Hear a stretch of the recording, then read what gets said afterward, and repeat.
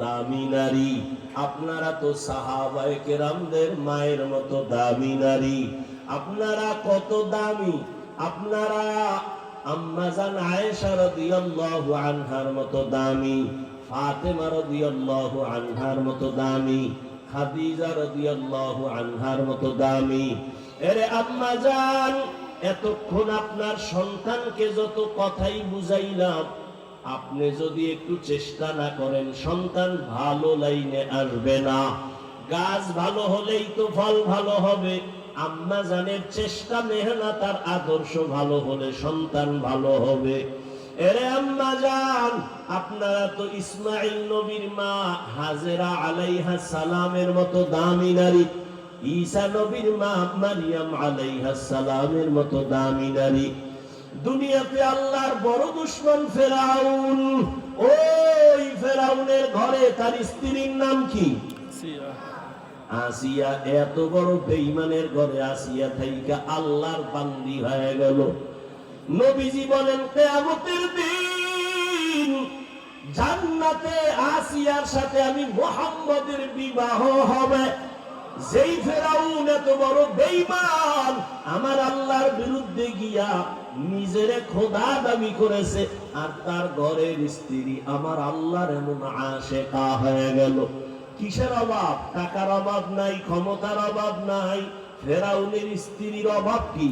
কিন্তু এরপর আমার মাওলারে কলিজার মধ্যে ঢুকায় ফেলছে।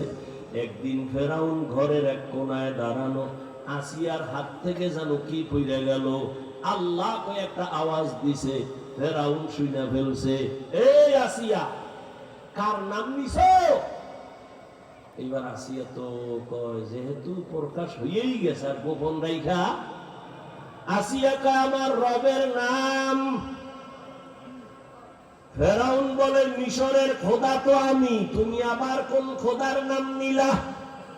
আসিয়া ডাক দিয়া কয়, রে ফেরাউন, তোমারে যিনি বানাইছেন তিনি আমার রব। ফেরাউন বলে, সর্বনাশ, তুমি আমার বিবি হইয়া যদি আমাকে খোদা না মানো, আমার খোদাগিরির ভ্যালু নাই।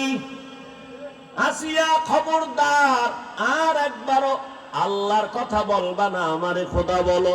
আসিয়া বলে, অন্তরে যেই খোদার মায়া ঢুকাইছি ওই খোদারে আর ছাড়ব না। ফেরাউন অনেক বুঝানোর পর আসিয়াকে ফিরাইতে পারে না।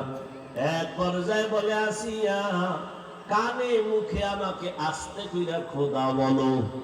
আসিয়া ডাক দিয়ে কয়, ফেরাউন, আমি এমন রবের বান্দি, আস্তে বললেও সেই রব শুনে। তোমার প্রজা যারা মিশরের, ওরা গোপনে কি করে তুমি দেখো না, আর আমার মাওলা এমন সামিউন বাসীর, গোপনে যা করি আমার রব সব জানেন। বিশাল